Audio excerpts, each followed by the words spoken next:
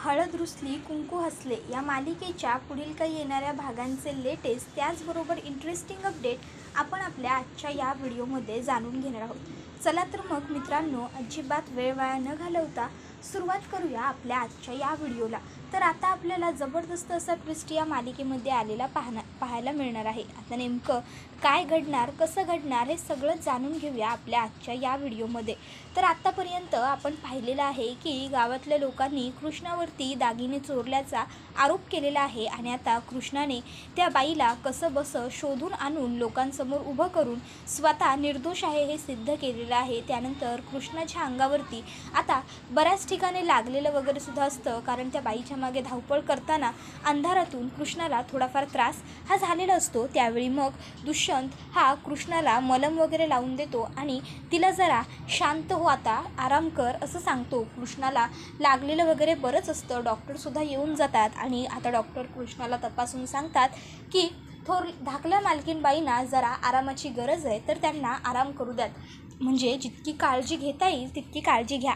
त्यावर दुष्यंत सांगतो की हो, जमेल तितकी काळजी आम्ही घेऊ। आणि मग आता दुष्यंत हा कृष्णाची काळजी घ्यायला सुरुवात करत असतो। तर आता हे सगळं बघून बाळजाबाईंना मात्र चांगलाच राग येत चाललेला असतो। बाळजाबाईंना वाटत असतं की हे सगळं करण्याची काय गरज आहे, हे काल कुठची आलेली पोरगी, हिनं मला चितपट केलं, ही माझ्या जागी उभी राहिली, हिनं माझा मान बळकावला, नाही, काय बी झालं तरी म्या हिला सोडायची नाही। माझा एक डाव जरी फेल गेला असेल नवं तरी म्या पुण्यांदी नव्यानं डाव रचणार आणि नव्यानं जिंकणार बी। शेवटी राजकारणी हाय मी हाडाची, एकदा हरलो म्हणून पुण्यांदा हरणार असं नसतंय। त्याबरोबर आता लगेचच इकडे जयकांतचे वडील म्हणायला लागतात, वहिनी अहो खरं तर मला काय वाटतंय माहिती आहे का, मी म्हटलं होतं तेच योग्य होतं, तुम्ही त्या कृष्णाला 24 ताससुद्धा द्यायला नको होते, तुम्ही तिला 24 तास दिलेत ना, म्हणून हे सगळं घडलं। त्याबरोबर आता ती म्हणायला लागते भाऊजी, त्याबरोबर लगेचच आता ते म्हणायला लागतात, अहो म्हणजे तुम्ही चिडू नका हो, पर म्या जे म्हणायलोय त्याच्यात गैर तर काही नाही नवं, तुम्ही तिला येळ दिला म्हणूनच तर हे समजा घडलं की। त्यानंतर आता आपण पाहतो की सगळेजण जेवायला बसलेले असतात। आता कृष्णा ही सगळ्यांना जेवणं वगैरे वाढण्यासाठी त्या ठिकाणी आलेली असते, पण आता कृष्णाच्या उजव्या हाताला लागलेलं असतं, त्यामुळे कृष्णाला कोणालाही जेवण वगैरे वाढता येत नसतं।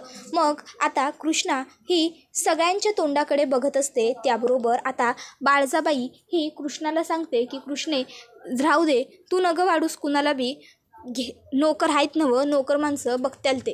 त्याबरोबर नोकर सगळ्यांना जेवणं वगैरे वाढतात, सगळ्यांची जेवणं होऊन जातात। आता कृष्णाने मात्र काही खाल्लेलं नसतं। मग आता भक्ती तिला सांगते, कृष्णे तू वर जा आणि तुझ्या खोलीत बस, मी येतो तुझं ताट भरून तुला जेवाय भरवाय, फक्त इथलं जरा आवरतो त्याआधी। त्यावर लगेच कृष्णा म्हणते व्हय ये तू, आणि मग आता कृष्णा खोलीमध्ये जाते आणि बसून घेते। आता कृष्णाला खूप भूक लागलेली असते, कृष्णा भक्तीची वाटच बघत असते। दुष्यंतसुद्धा खोलीमध्ये बसलेला असतो। कृष्णा म्हणत असते, अरे कवा येईल ही भक्ती, लई भूक लागली आहे मला, इतक्यात भक्ती येते। कृष्णा म्हणते 100 वर्ष आयुष्य आहे बघ तुला बघते, ये भावा ये, लवकर ये, भरवायला सुरुवात कर, अगं लई भूक लागली आहे, पोटात अगदी आग पडली आहे बघ माझ्या। भक्ती म्हणते, अगं भय भरवतो की। इतक्यात भक्तीच्या फोनवरती सावित्रीचा फोन येतो। भक्ती म्हणते म्या करतो नंतर आयला। आता कृष्णा म्हणते, अगं नगं उचल, काहीतरी महत्त्वाचं असेल। मग भक्ती फोनवर बोलायला बाहेर जाते, कारण खोलीत दुष्यंतसुद्धा बसलेला असतो। तर आता 5 मिनटं होऊन जातात, 10 मिनटं होऊन जातात, 15 मिनटं होऊन जातात, तरी भक्ती काही परत आलेली नसते। आता दुष्यंतला वाटत असतं, अरे कृष्णाला एवढी भूक लागली आणि ही भक्ती काय येत नाही आहे, एवढी ही राहिली कुठे। दुष्यंत आता अलगच खोलीच्या बाहेर डोकावतो, पण भक्ती त्याला तिथे आसपास कुठेच दिसत नाही। मग दुष्यंत आता खोलीत येतो आणि कृष्णाच्या पुढ्यात बसतो आणि कृष्णाला म्हणत असतो, आकर मी भरवतो। त्याबरोबर कृष्णा म्हणते, काय? दुष्यंत म्हणतो, लहान आहेस का गं, तुला एकदा बोललेला शब्द समजत नाही की तुला पुन्हा एकच गोष्ट मला सांगावी लागणार आहे, मी भरवतो तुला, तू आकर, मी भरवतो असं म्हटल्याबरोबर कृष्णा नको म्हणत असते। दुष्यंत म्हणतो, गप्प बस, भूक लागली आहे ना तुला, नको कशाला म्हणतेस, मी भरवतोय, मी सुद्धा तेच जेवण भरवणार आहे जे तुझी बहीण भक्ती भरवणार होती, कळलं ना, त्यामुळे उगाचच्या उगाच जास्त नाटक करू नकोस, गुपचूप भरवतोय ते खाऊन घे, नंतर मग भक्ती आली की तुला ती भरवेल, ती येईपर्यंत मी भरवतो ते खाऊन घे। त्याबरोबर आता कृष्णा ही नको म्हणत असते, तर दुष्यंत तिला सांगतो गुपचूप आ कर, लहान मुलांसारखा हट्ट करू नकोस. त्याबरोबर मग मात्र आता कृष्णाचा नाईलाज होतो. कृष्णा आ करते, तर दुष्यंतने आता कृष्णाला भरवायला सुरुवात केलेली असते. दुष्यंत हा कृष्णाला जेवण भरवत असतो आणि आता तो कृष्णाला म्हणतही असतो, माझ्याकडून जी चूक झाली म्हणून मी हे सगळं करतोय असं जर तुला वाटत असेल तर हे तसं काहीही नाही आहे. मी हे सगळं जे करतोय ते फक्त माणुसकी म्हणून करतोय. माणुसकी म्हणूनच मी तुला खायला घालतो, हे विसरू नकोस. माणुसकी म्हणूनच मी तुला मलमही लावलं होतं. त्यामुळे उगाच यामध्ये चुकीचा अर्थ घेऊ नको. कृष्णा म्हणत असते, म्या काय बोललोच नाही हाय. म्या तुम्हासनी मला मलम बी लावा असं म्हणलं नव्हतं. म्या तुम्हासनी मला भरवा बी सांगितलं नव्हतं. तुम्ही स्वतःहून करायला या गोष्टी. दुष्यंत म्हणतो, कारण माझ्यामध्ये आजही माणुसकी शिल्लक आहे. एक माणूस म्हणून दुसऱ्या माणसाची काळजी करणं, काळजी घेणं हे मला माझं कर्तव्य वाटतं. त्याबरोबर आता लगेचच दुष्यंत कृष्णाला म्हणतो, आणि तुझी भक्ती राहिली कुठे?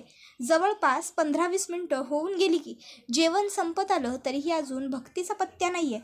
कुठे राहिली कुठे तुझी भक्ती? त्याबरोबर आता भक्ती खरं तर त्या ठिकाणी आलेली असते, पण दुष्यंतला कृष्णाला हे असं खायला घालताना बघून भक्तीला तिचा आणि तिच्या नवऱ्याचा संसार आठवतो. तिला तिचे दिवस आठवतात, लग्नाचे नवीन सुरुवातीचे जे दिवस होते तेव्हा तिचा नवरासुद्धा तिची अशीच काळजी घ्यायचा आणि नंतर मग त्याने तिला फसवलं, सोडून दिलं. भक्ती प्रार्थना करत असते देवाजवळ, माझ्या कृष्णीच्या सुखाला कुणाची बी नजर नग लागू देऊ देवा. तिचा संसार असाच कायमस्वरूपी सुखाचा, समाधानाचा आणि आनंदाचा ठेव बघ. तिला कायम हवं ते समद मिळू दे. तिच्या आयुष्यात कायम सुखाच्या लहरी येऊ देत. त्याबरोबर आता दुष्यंत हा कृष्णाला विचारतो, काय अशी का बघतेस माझ्याकडे? हे बघ, मी तुला पुन्हा तेच सांगतोय, तुझ्या मनात येत असेल की मी हे सगळं काही वेगळ्या भावनांनी करतोय तर ते तुझं चुकतंय. तू उगाच मनामध्ये कुठल्याही फालतू चुकीच्या आशा बांधून ठेवू नकोस. माझ्या मनात तसं काहीही नाही आहे. मी हे सगळं करतोय ते फक्त मैत्री म्हणून. त्याबरोबर कृष्णा म्हणते, काय म्हणाला सा? त्यावर दुष्यंत म्हणतो, माणुसकी म्हणून ग. कृष्णा म्हणते, हे बघा दुष्यंत सरकार, तुम्ही मैत्री म्हणून करा किंवा माणुसकी म्हणून करा, आपल्या दोघांमध्ये जे नातं आहे ते बदलणार तर नाहीच नवं. म्या तुमची बायको आहे, म्या तुमची बायको असणार आणि म्याच तुमची बायको राहणार, ही तर हकीकत आहे की. दुष्यंत म्हणतो, हे बघ, उगाच तू मला काहीही फिलॉसॉफी सांगू नकोस. कृष्णा म्हणते, अवा असं कसं फिलॉसॉफी सांगू नगस? तुम्हीच म्हणायला होतासा नवं की म्या जर हे सिद्ध केलं तरच तुम्ही माझ्याबरोबर संसार करणार म्हणून, नाहीतर शहरात निघून जाणार. मग आता केलं की म्या सिद्ध, म्या निर्दोष आहे म्हणून, अजून काय हवं? त्याबरोबर दुष्यंत म्हणत असतो की कृष्णा, माझं चुकलं, मला खरंच माफ कर. मी तुला असं नको म्हणायला हवं होतं. त्याबरोबर कृष्णा म्हणते, यावर राहू द्या. दुष्यंत म्हणतो, नाही कृष्णा, मी खरंच चुकलो. मी तुझी बाजू घ्यायला हवी होती. मी खरंच चुकलो, मला माफ कर. मी मनापासून हे सगळं नाही केलं, मला मुद्दामून हे सगळं करायचं नव्हतं. पण खरं सांगतो, अगं सकाळ आजपर्यंत कधीही या गावात साधी देवीच्या देवळातून एखाद्या फुलाची चोरी झालेली नाही आहे. आणि अचानक एवढे दागिने चोरीला गेले आणि ते सुद्धा तू तिथून बाहेर पडल्यावर, मग मला तरी कसा विश्वास राहणार होता? आता हे दुष्यंतचं बोलणं अढळरावांनी ऐकलेलं असतं, कारण अढळराव तेव्हा तिथूनच बाहेरून चाललेले असतात.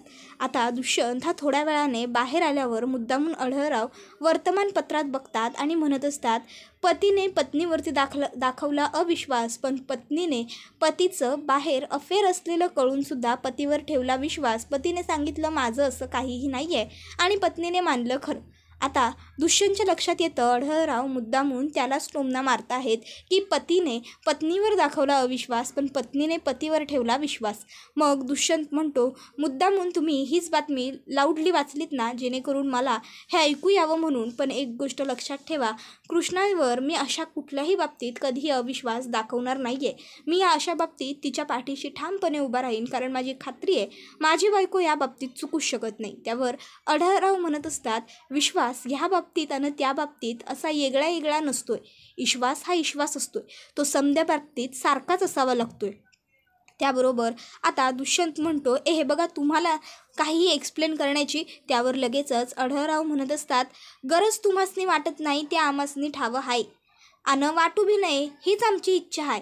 पर काय आहे, लग्नाच्या बायकोवर विश्वास दाखवण्यापूर्वी जरा 2 घटका बसून शांतपणे विचार करायचा होता की आमची बायको खरंच ही अशी आहे का, जी पोर आडल्या नडल्याला मदत करते, समद्यांच्या सुखदुःखात सहभागी होते, प्रत्येकाचे आडनड बघते, ती कशा पायी चोरीमारी करल, ते बी देवी आईच्या देवळात?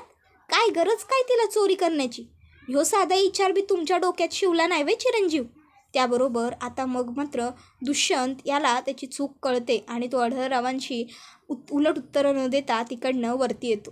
तर इकडे कृष्णाला घडून गेलेला प्रसंग आठवत असतो आणि आता कृष्णा ही सतत मनातल्या मनात ते आठवत असते. तिला आठवत असतं दुष्यंत म्हणाला होता तिथे सगळ्यांच्या समोर की कृष्णा, माझा तुझ्यावर पूर्ण विश्वास आहे, माझी बायको असं काही करूच शकत नाही. आणि जेव्हा नंतर कृष्णा एकट्यामध्ये त्याच्याशी बोलायला गेली तेव्हा तो सगळ्यांसमोर नसताना फक्त कृष्णा असताना म्हणाला होता की माझा तुझ्यावर विश्वास नाही आहे कृष्णा, जर तुझ्याकडे ते दागिने असतील तर तू परत देऊन टाक.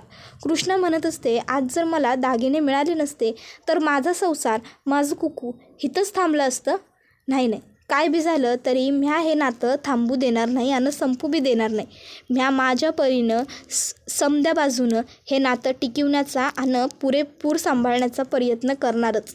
त्यानंतर आता कृष्णा ही विचार करते, कृष्णे अगं उठाया आधीच उशीर झालाय, त्यात गप्पा मारत कुठं बसली आहेस, चल की आवरून घ्यायला हवं. आणि मग आता कृष्णा ही आंघोळ वगैरे तर करून घेते, पण आता ती साडी नेसायला बाथरूममधून बेडरूममध्ये येते, कारण बाथरूममध्ये तिला साडी नेसायला जमत नसते. आता बेडरूममध्ये ती साडी नेसत असताना तिला जमत नसतं कारण तिच्या हाताला लागलेलं असतं.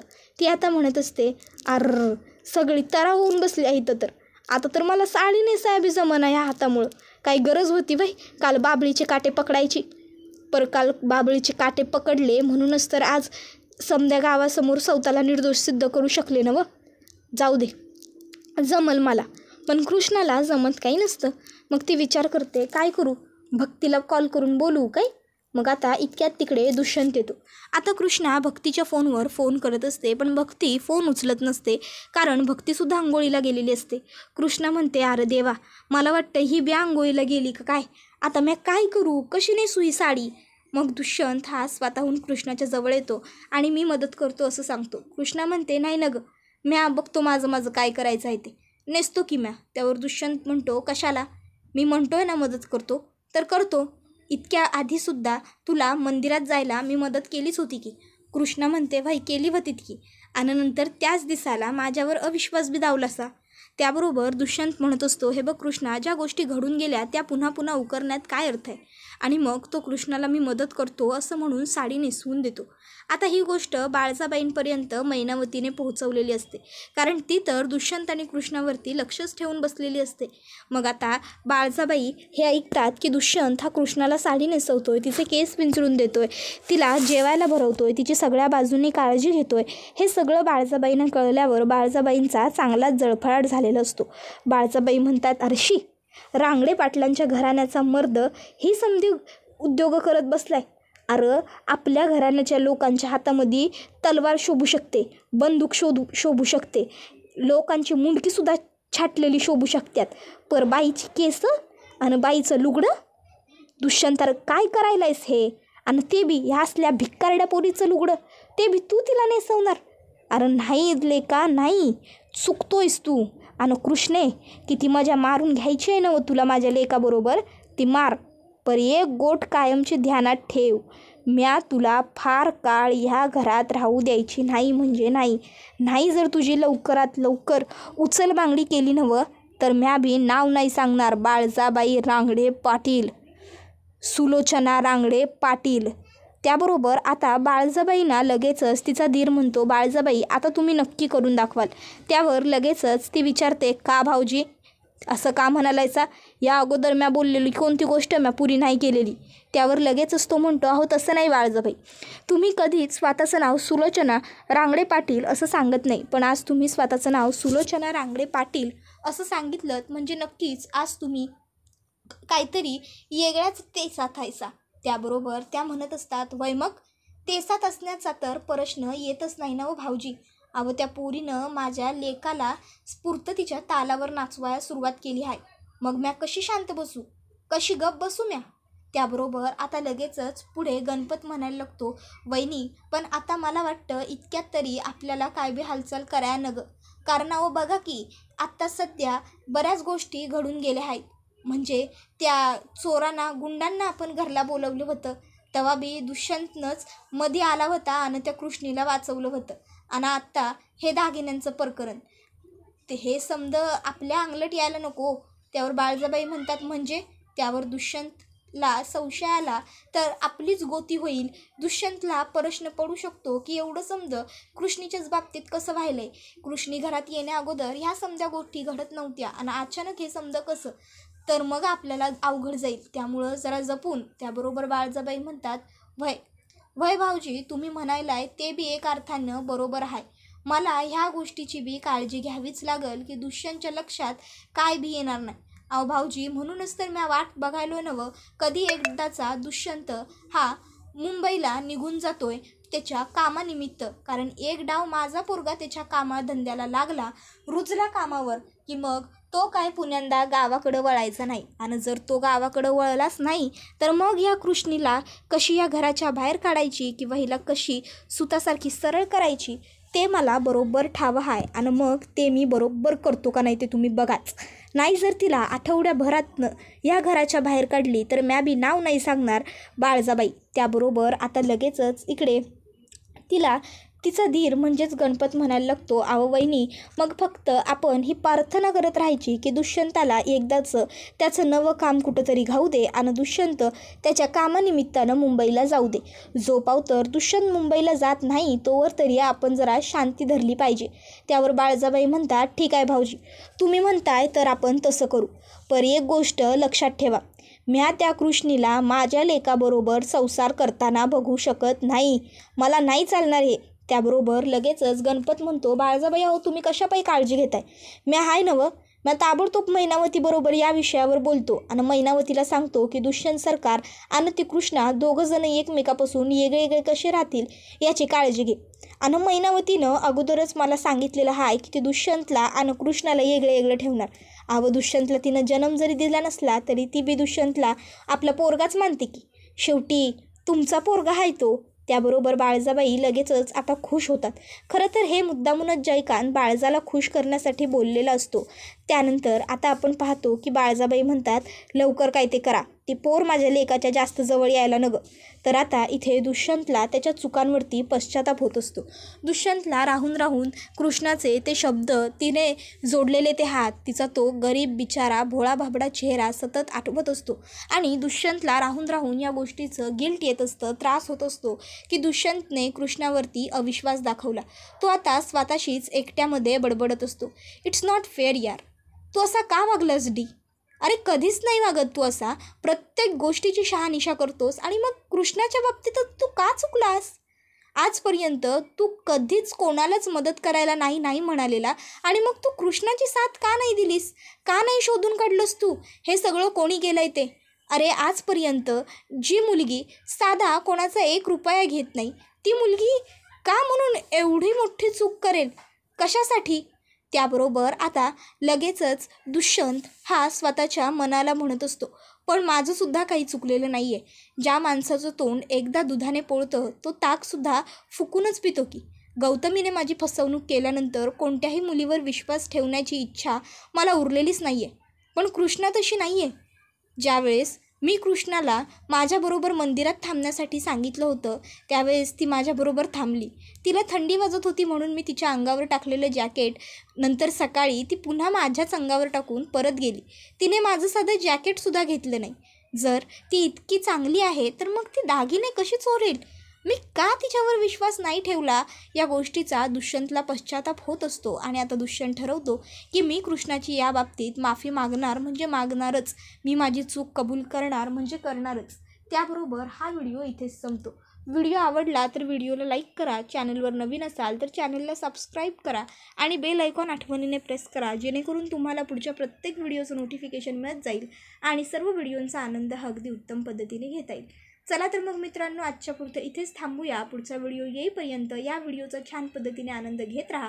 टाटा, बाय बाय, धन्यवाद, take care all of you.